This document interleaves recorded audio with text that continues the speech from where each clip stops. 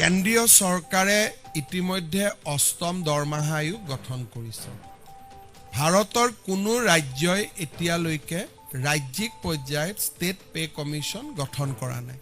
কিন্তু আজি আমি অসমৰ প্ৰাক্তন অতিৰিক্ত মুখ্য নমস্কাৰ দৰ্শকসকল, এই ভিডিঅ'টো যিসকল চৰকাৰী কৰ্মচাৰী NHM, SSA, tutor, contractual employee বা অন্যান্য ৱেজ এমপ্লয়ী যিসকলে চাই আছে আটাইকে স্বাগতম জনাইছোঁ। অসমৰ মাননীয় মুখ্যমন্ত্ৰী মহোদয়ে বছৰটোৰ আৰম্ভণিতে এখন সংবাদমেল আয়োজন কৰিছিল আৰু তেখেতে তাত কেইবাটাও গুৰুত্বপূৰ্ণ ঘোষণা কৰিছে। লগতে তেখেতে কৰ্মচাৰীসকলৰ বাবেও কেইবাটাও গুৰুত্বপূৰ্ণ ঘোষণা কৰা দেখিবলৈ পোৱা গৈছে। এই ক্ষেত্ৰত মুখ্যমন্ত্ৰী মহোদয়ে কি ঘোষণা কৰিছে মই আপোনালোকক শুনাই যাম আৰু প্ৰতিটো কথা আপোনালোকক বুজাই দিম যে এই চৰকাৰী কৰ্মচাৰীসকল বা কণ্ট্ৰেকচুৱেল বা ৱেজ এমপ্লয়ীসকলো কিদৰে লাভান্বিত হ'ব অসম চৰকাৰৰ এই ঘোষণাসমূহৰ পৰা। এই সকলোবিলাক জানিবৰ বাবে আপোনালোকে ভিডিঅ'টো শেষলৈকে চাই থাকক। আপোনালোকক মই এটা ভাল খবৰ দি আজি মই সাংবাদিক মেল বা সংবাদ মাধ্যমৰ আগত আমাৰ বক্তব্য ৰাখিব খুজিছোঁ। ভাৰতীয় ৰিজাৰ্ভ বেংকে 2020 আৰু 25 এই 5 বছৰত অসমৰ ইকনমিক বা অসমৰ বিত্তীয় ব্যৱস্থাক দেশৰ ভিতৰতে ফাষ্টেষ্ট গ্ৰ'য়িং ষ্টেট হিচাপে ৰিকগনাইজ কৰিছে। আৰু ই এনেকুৱা নহয় যে উত্তৰ পূৰ্বৰ ভিতৰত পূৰ্বাঞ্চলৰ ভিতৰত সমগ্ৰ দেশৰ ভিতৰতে 2020 আৰু 2025ৰ ভিতৰত সমগ্ৰ দেশত বিকাশৰ গড় আছিলে 29%। কিন্তু আমাৰ ৰাজ্যখনত 2020 আৰু 25ৰ ভিতৰত আমাৰ অৰ্থনীতি 45% হাৰত বা 5 বছৰত 45% গ্ৰ'থ হয় বা আমি গ্ৰ'থ ৰেজিষ্টাৰ কৰোঁ। আৰু সেই দিশৰ পৰা যদি আমি চাবলৈ যাওঁ আমাৰ ইকনমি 4,10,724 কোটি টকাৰ আছিলে আৰু এই বছৰত আমি 7,41,626 কোটি টকাত আমি প্ৰৱেশ কৰিছোঁ। দৰ্শকসকল, বছৰটোৰ আৰম্ভণিতে অসমবাসীৰ বাবে এইটো এটা অত্যন্ত সুখবৰ যে এইবাৰ গোটেই ভাৰতৰ ভিতৰতে অসমৰ যি গ্ৰ'থ ৰেট সেই গ্ৰ'থ ৰেট গোটেই ভাৰতৰ অন্য ৰাজ্যবিলাকৰ ভিতৰত অসমৰ সৰ্বাধিক। আৰু এইটো অসমবাসীৰ বাবে এটা গুৰুত্বপূৰ্ণ খবৰ। আৰু অসমৰ মুঠ GDP এই 5 বছৰত 7,41,000 কোটি টকালৈকে বৃদ্ধি পোৱা দেখিবলৈ পোৱা গৈছে। মুখ্যমন্ত্ৰীয়ে আৰু কেইবাটাও গুৰুত্বপূৰ্ণ ঘোষণা কৰিছে, আপোনালোকে চাই থাকক। আৰু যদি আমি ইয়াক পাৰ্চেণ্টেজত যেতিয়া আমি চাব যাওঁ it is a growth of 45%। আৰু নিশ্চিতভাৱে আমাৰ ৰাজ্যখনৰ অৰ্থনীতিয়ে যোৱা 5 বছৰত এখন বিকশিত ৰাজ্যৰ ফালে আমি অগ্ৰসৰ হোৱাৰ দিশত আগবাঢ়িছোঁ। এই সময়ছোৱাৰ ভিতৰত অসমৰ পাৰ কেপিটা ইনকাম অৰ্থাৎ প্ৰতিজন ব্যক্তিৰ উপাৰ্জন 54% বাঢ়িবলৈ সক্ষম হৈছে। ইকনমি বাঢ়িছে এট এ ৰেট অফ 45%। আৰু মানুহৰ ব্যক্তিগত জীৱনৰ বা ব্যক্তিগত উপাৰ্জন বাঢ়িছে এট এ ৰেট অফ 54%। অৰ্থাৎ আমাৰ 2021 চনত 1,03,371 টকা প্ৰতি জনমূৰি আয় আছিলে। 5 বছৰ পিছত আমাৰ প্ৰতিজন ব্যক্তিৰে উপাৰ্জন 1,59,185 টকালৈকে বৃদ্ধি পাইছে। তাৰমানে এতিয়া আমাৰ অসমৰ প্ৰতি ব্যক্তিৰে উপাৰ্জন 1,60,000 টকাৰ ওচৰা ওচৰি গৈ আমি পাব পাৰিছোঁ। And this is again A growth of 54%। আৰু যদি ইয়াকে আমি ৰাজ্যৰ ৰাজহলৈকে ৰূপান্তৰ কৰোঁ, আমাৰ ৰাজ্যৰ ৰাজহো যোৱা 5 বছৰত গ্ৰ'থ হৈছে এট এ ৰেট অফ 53%। তাৰমানে যোৱা 5টা বছৰত আমি ফাষ্টেষ্ট গ্ৰ'য়িং ইকনমি হ'ব পাৰিছোঁ। পাৰ কেপিটা ইনকাম বাঢ়িছে ৰাজ্যৰ ৰাজহ বাঢ়িছে আৰু আজি অসমে এক সুস্থিৰ বিত্তীয় বিত্তীয় ব্যৱস্থাপনাৰ ফালৰ পৰা এখন সুস্থিৰ ৰাজ্যলৈ ৰূপান্তৰ কৰিছে। দৰ্শকসকল, বছৰটোৰ আৰম্ভণিতে অসমবাসীৰ বাবে এইটো এটা গুৰুত্বপূৰ্ণ আৰু সুখবৰ যে অসমৰ যি গ্ৰ'থ ৰেট, সেই গ্ৰ'থ ৰেট বৃদ্ধি পোৱাৰ লগতে অসমৰ যি পাৰ কেপিটা ইনকাম, সেই পাৰ কেপিটা ইনকামো আগৰ তুলনাত যথেষ্টখিনি বৃদ্ধি পোৱা দেখিবলৈ পোৱা গৈছে। বিভিন্ন সময়ত আমাৰ অৰ্থনীতিবিদসকলে কয় যে অন্য ৰাজ্যসমূহৰ তুলনাত অসমৰ পাৰ কেপিটা ইনকাম কম, বা যদিও অসম মানে উন্নয়নশীল ৰাজ্যসমূহৰ ভিতৰত আছে, কিন্তু পাৰ কেপিটা ইনকাম কম বুলি কোৱা দেখিবলৈ পোৱা গৈছিল। এইবাৰ কিন্তু 2023 চনৰ পৰা 25 চনলৈ যথেষ্টখিনি বৃদ্ধি পোৱা দেখিবলৈ পোৱা গৈছে। মুখ্যমন্ত্ৰীয়ে আৰু কেইবাটাও কথা কৈছে, আপোনালোকে চাই থাকক।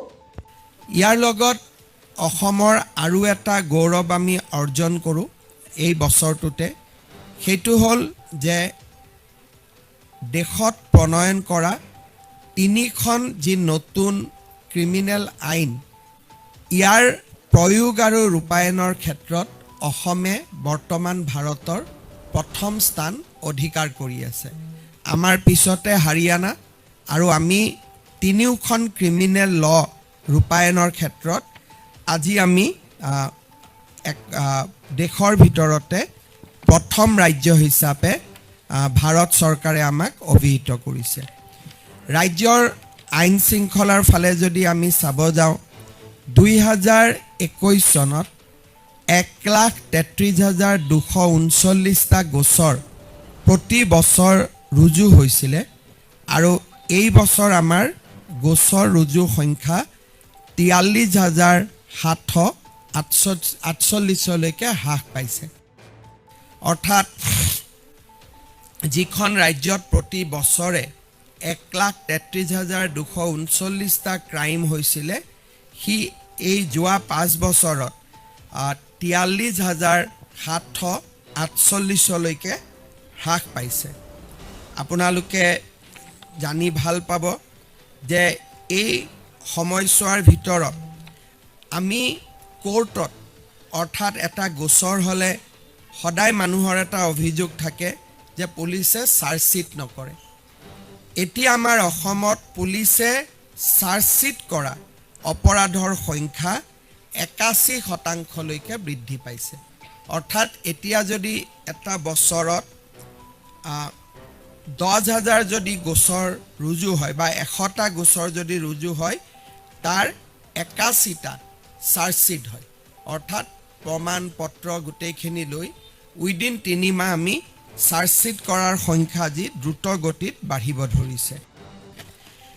2021 চনত আমাৰ অসমত অপৰাধ হ'লে আদালতে শাস্তি দিয়াৰ পাৰ্চেণ্টেজ 6% আছিলে।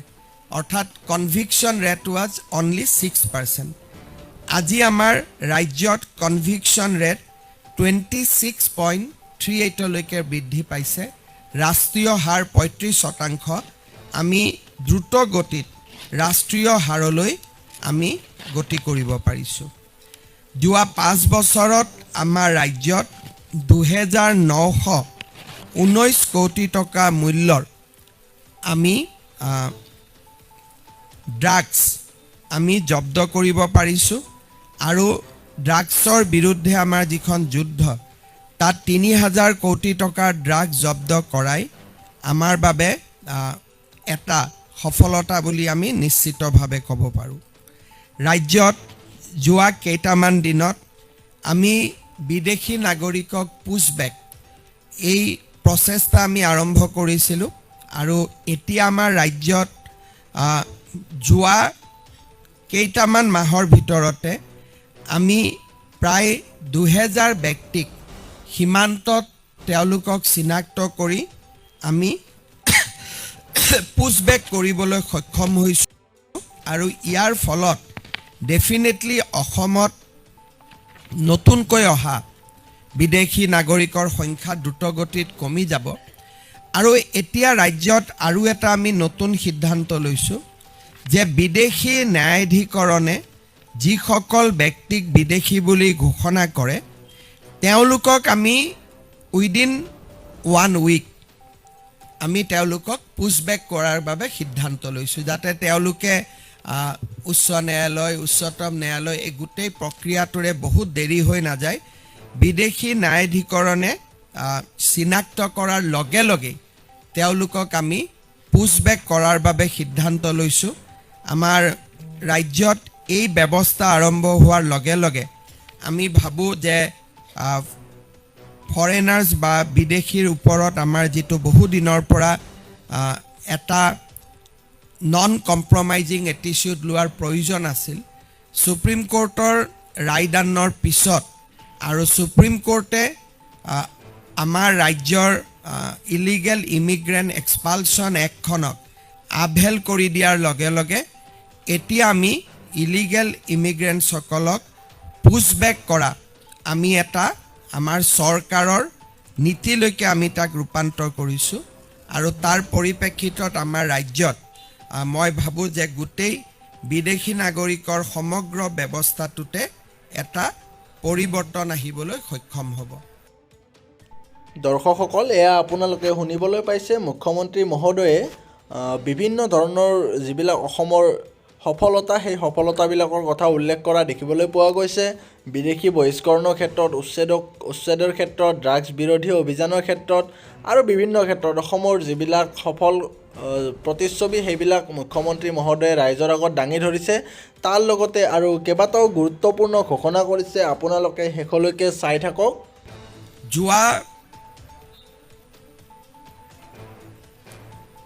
যোৱা 5টা বছৰত ইনফ্ৰাষ্ট্ৰাকচাৰৰ দিশত আমাৰ ৰাজ্যত অভূতপূৰ্ব কাম হ'বলৈ সক্ষম হৈছে। আপোনালোকে জানে যে ঢলা শদিয়া আৰু বগীবিল দলঙৰ পিছত আজি আমাৰ ব্ৰহ্মপুত্ৰ নদীৰ ওপৰত 4খন ব্ৰিজ নিৰ্মাণ আৰু এখন যোৱা মাহত আৰম্ভ হ'ব। এইকেইখন হৈছে Jorhat Majuli bridge, Palashbari Suwalkuchi bridge, Guwahati north Guwahati bridge আৰু ভাৰতৰ আটাইতকৈ দীঘল দলং ধুবুৰী ফুলবাৰী। মই আপোনালোকক জনাবলৈ পাই আনন্দিত যে আমাৰ গুৱাহাটী উত্তৰ গুৱাহাটীৰ যিখন ব্ৰিজ, এই ব্ৰিজখন আমি ফেব্ৰুৱাৰী মাহত ৰাইজৰ কাৰণে মুকলি কৰি দিম। গুৱাহাটী শুৱালকুছি পলাশবাৰী ব্ৰিজেও প্ৰায় আৰু ধুবুৰী ফুলবাৰী ব্ৰিজ দুইখনে এটা নিশ্চিত গতিত আগবাঢ়িছে আৰু 2027 চনত এই দুইখন ব্ৰিজো কমপ্লিশ্যনৰ ফালে আগবাঢ়িব। আপোনালোকক আমি জনাবলৈ পাই ভাল পাইছোঁ যে গুৱাহাটী ৰিং ৰোড প্ৰজেক্ট আমাৰ আৰম্ভ হৈছে। তাতো নাৰেংগী কুৰুৱাৰ ওপৰত এখন দলং হ'ব। এই মাহৰ 18 বা 17 তাৰিখে ভাৰতৰ প্ৰধানমন্ত্ৰী ডাঙৰীয়াই কাজিৰঙাৰ ওপৰত 32 কিলোমিটাৰৰ যিখন এলিভেটেড কৰিডৰ 6,957 কোটি টকা ব্যয়েৰে নিৰ্মাণৰ প্ৰস্তাৱ লোৱা হৈছে। তাৰ প্ৰধানমন্ত্ৰী ডাঙৰীয়াই আধাৰশিলা স্থাপন কৰিব। যদিও ঘৰুৱা ভাষাত আমি 32 কিলোমিটাৰ বুলি কওঁ, বৰ্তমান ইয়াৰ লেংথ 34.45 কিলোমিটাৰ হ'ব। তাৰমানে এখন লগভগ 35 কিলোমিটাৰৰ এলিভেটেড কৰিডৰ হ'ব। ভূমি অধিগ্ৰহণৰ প্ৰক্ৰিয়া প্ৰায় সম্পূৰ্ণ হৈছে আৰু এই এলিভেটেড কৰিডৰৰ প্ৰকল্পও আমি প্ৰায় এতিয়া আৰম্ভ কৰিব পৰা পৰ্যায়ত আহি উপস্থিত হ'লোঁ।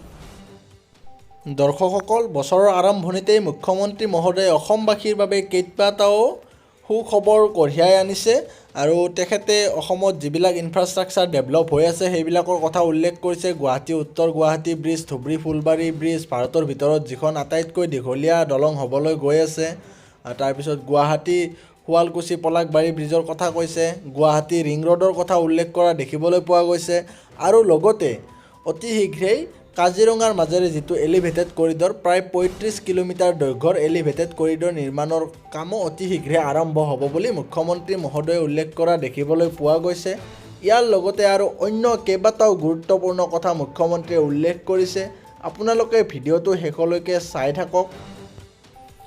আৰু এটা ডাঙৰ প্ৰজেক্ট সেইটো হৈছে টুৱাইন টিউব আণ্ডাৰ ৱাটাৰ টানেল। এইটো 4 লেনিং কৰাৰ কথা আছিলে। এতিয়া প্ৰধানমন্ত্ৰী ডাঙৰীয়াই আগ্ৰহ প্ৰকাশ কৰিছে যে গহপুৰৰ পৰা নুমলীগড়ৰ যিটো প্ৰস্তাৱিত টুৱাইন টিউব আণ্ডাৰ ৱাটাৰ টানেল হ'ব, তাতে ৰেলকো সংযোজিত কৰা। ইমান দিনে আমাৰ প্ৰস্তাৱ চলি আছিলে যে ইয়াত মটৰ গাড়ী অহা যোৱা কৰিব। কেবিনেটত বিষয়বস্তু অহাত প্ৰধানমন্ত্ৰী ডাঙৰীয়াই ক'লে যে ইয়াত ৰেলো সংযোজিত কৰিব লাগে। গতিকে যিটো 12,000 কোটি টকাৰ প্ৰজেক্ট আছিল, নাও it will be almost 20,000 crores। আৰু ইতিমধ্যে ভাৰত চৰকাৰৰ বিত্ত মন্ত্ৰালয়ে এই প্ৰজেক্টটো অনুমোদন জনাইছে আৰু যিকোনো মুহূৰ্ততে ই কেবিনেটত অনুমোদন হোৱাৰো সম্ভাৱনা আছে। আৰু যদি এই টানেলটো যদি কাৰ্যত পৰিণত হয়, আমাৰ ৰাজ্যৰ আৰু এটা ক'ব গ'লে বহুদিনীয়া অভাৱ বুলি নকওঁ, যে ৰাজ্যখনৰ মৰ্যাদা বৃদ্ধিত আৰু এটা ডাঙৰ সহায় কৰিব। ইয়াৰ এই সময়ছোৱাৰ ভিতৰতে প্ৰধানমন্ত্ৰী ডাঙৰীয়াই ফেব্ৰুৱাৰীত কোকৰাঝাৰ আৰু গেলেফুৰ মাজত প্ৰস্তাৱিত নতুন ৰেল লাইনৰো আধাৰশিলা স্থাপন কৰিব। আৰু তাৰ লগে লগে কোকৰাঝাৰৰ বাছবাৰীত ৰেলৱে ৱাগন অভাৰহলিং বা ৱাগন নিৰ্মাণৰ মেৰামতিৰ এটা ডাঙৰ ফেক্টৰী এটাও ভাৰত চৰকাৰে আৰম্ভ কৰিব। গহপুৰ আৰু নুমলীগড়ৰ টানেলটো হৈ যোৱাৰ লগে লগে এই দুইটা স্থানৰ মাজৰ 240 কিলোমিটাৰৰ ডিষ্টেঞ্চ 35 কিলোমিটাৰলৈ হ্ৰাস পাব। 240 কিলোমিটাৰ লাগে আজি যদি কাজিৰঙাৰ পৰা গহপুৰত যাব লাগে বা নুমলীগড় ৰিফাইনেৰীৰ পৰা যাব লাগে, আজি সি মাত্ৰ 35 কিলোমিটাৰলৈকে নামি আহিব। দৰ্শকসকল, নতুন বছৰৰ আৰম্ভণিতে মুখ্যমন্ত্ৰীয়ে এইদৰে অসমৰ যি আন্তঃগাঁথনি নিৰ্মাণৰ কেইবাটাও গুৰুত্বপূৰ্ণ ঘোষণা কৰা দেখিবলৈ পোৱা গৈছে। গহপুৰৰ যিটো আণ্ডাৰ ৱাটাৰ টানেল হ'ব তাৰ কথাও উল্লেখ কৰিছে আৰু তাৰ ফলত 240 কিলোমিটাৰ দূৰত্ব মাত্ৰ 35 কিলোমিটাৰ থাকি যাব। আৰু ইমানখিনি মানে এটা সুবিধাজনক যাতায়াত ব্যৱস্থাপনাৰ বাবে অসম এতিয়া আগবাঢ়ি গৈছে আৰু তাত ৰেল লাইনৰ ব্যৱস্থা থাকিব বুলি ইতিমধ্যেই মুখ্যমন্ত্ৰীয়ে উল্লেখ কৰা দেখিবলৈ পোৱা গৈছে। ইয়াৰ লগতে মুখ্যমন্ত্ৰীয়ে কেইবাটাও গুৰুত্বপূৰ্ণ ঘোষণা কৰিছে। এই ভিডিঅ'টো যথেষ্টখিনি দীঘলীয়া হৈছে, কিন্তু মুখ্যমন্ত্ৰীয়ে প্ৰায় বহুকেইটা উল্লেখযোগ্য ঘোষণা কৰিছিলে।